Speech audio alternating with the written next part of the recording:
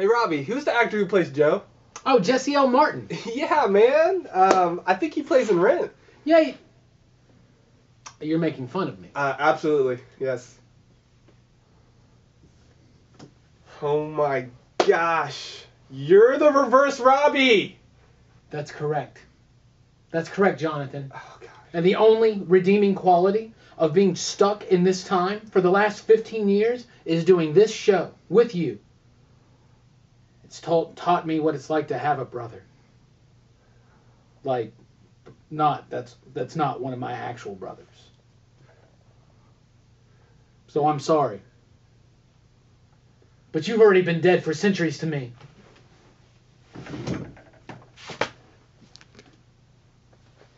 Feeling like the Flash, better yet I'm Barry Allen. Can't rewind time without messing up the balance. Told my girl I don't think I really got the talent. She said go chase your dreams and see what God allows to happen. Past tense to rapping Randy Savage. Do you know how many years they'll label me as average? But now I'm back and I'm better than I've... Hi everybody, I'm Robbie Billups. I'm Jonathan Strickland. And you're watching the DeeP's Flashback. Tonight we'll be talking about the 15th episode of The Flash, Out of Time. Yes, if you missed this episode, stop what you're doing. Go watch it. Why are you watching this if you didn't watch The Flash?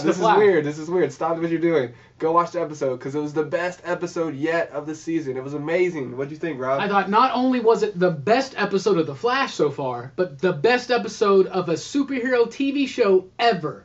Period. I loved it. It had everything. It had dramatic moments. It had serious, tense moments where I thought characters might die. And characters did die. At least temporarily. Yes. I loved it. It had the action. It had the love story going on. Starting off with the awkward double date. So Linda and Barry, they show up to the bowling alley. Iris and Eddie are there. And so, of course, awkward double date. What'd you think? That was just weird.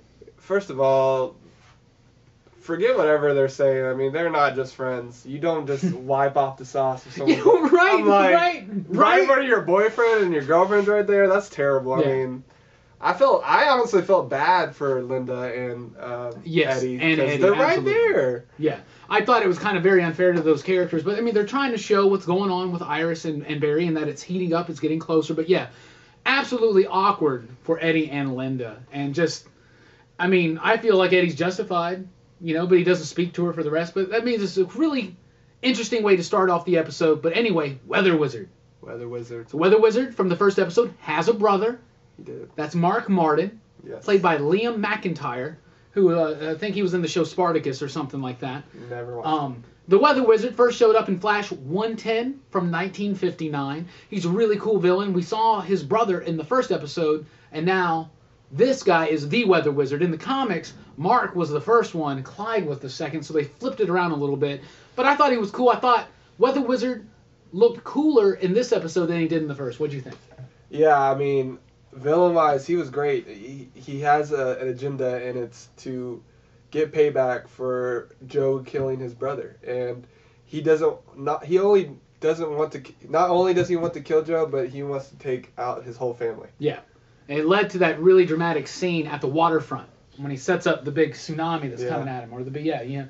And the effects on this show are great. Oh, beautiful. And they blow me away all the time. Beautiful. But when Weather Wizard makes the ball of hail, it looked kind of dumb. Yeah. It looked a little dumb. But I'm sure at that point they were like, look, dude, firestorm, Grodd, giant tsunami, this is the best you got. Did you like the scene when Barry and Joe just got burgers and they're driving in the car? Oh. And it's raining and they turn on the radio. As soon as it's raining, I'm like Weather Wizard, and then they realized it. But dude, the lightning bolt. That was amazing. That was so cool. Was that looked amazing. And once again to showcase how fast the Flash can move. Yeah. But that was really cool watching it come down like that. Oh, I loved it. So overall, I really thought the episode was great. Now, what everybody's going to want to talk about, and blew everybody away apparently, according to the social medias. The last 10 minutes. The last 10 minutes of that, absolutely cool. Now, because of what happens at the very end, it could all easily be undone next episode. But, oh my goodness. The Wells revelation. Yeah. From the moment where he's at the coffee shop and he knows what's up and he sets down his glasses. From that moment, I'm like, oh, it's going down. She turns around. He's not in the chair. And he goes and he has that moment with Cisco. Now, I know we were making fun of that earlier, but that moment was like, wow. That was gut-wrenching. I mean, when Cisco's crying, because this guy was a father to him. earlier in the episode, they set it up. They're watching a movie They've together. been defending it. And he's like, Yeah. I don't really hang out with my family. It's just you. Mm-hmm. And so now we're at this ending where Harrison's like, you're like a son to me, but you can't know this stuff, so I gotta kill you. I mean, it was really emotional, and I thought that the actor playing Cisco, Carlos Valdez, right? Oh yeah, kudos, man. He was so good in that scene, and it had me really feeling really bad for him. And I mean, I wasn't crying. No, but he was very that got me going. Batman-esque with his detective skills. I mean, he was doing work. And he had been defending Wells for weeks. Yeah. But all it took him was one day. He just put all the pieces together. Yeah. It's crazy, man. But anyway, all that aside, guess who was right? Flashback was right. That's right. He's Eobard Thawne. He's from the future. He's Eddie's Thawne descendant. We told you that. We knew that so early on, but any sharp-nosed or sharp-eyed comic book fan would know that. Right. So we hope you enjoyed, all of the theories leading up to it. But now it's all revealed. He's the villain. He's the Reverse Flash. He's from the future. He's trying to kill Barry. Yeah, he needs Barry though because he wants to go back to his time. Yeah. So Barry at the end, of course. Now, when they first show that Barry sees the after image, I immediately knew time travel. That's him traveling back in time because they do that in the comics all the time. I didn't think it was going to happen so soon. I thought that might be the journey back to his mother. Yeah. That whole thing.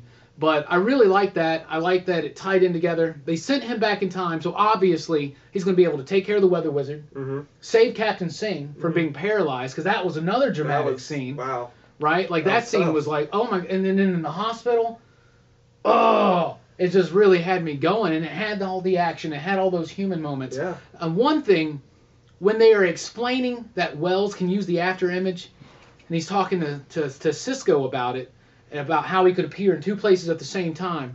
I get the after image thing, but how is it solid enough to actually contact him and hit him? And they didn't. Maybe I don't know. Give I don't to know. that. The pseudoscience on this show is really good, but that one was a little superheroes, man. Just let it be. Yeah, just superheroes. But it was cool. Lots of dramatic moments. Really liked this episode. Looking forward to the next one where it looks like Barry's going to undo everything, and we haven't even talked about Iris finding out that Barry's the Flash. Yeah, I mean, that was legit in itself.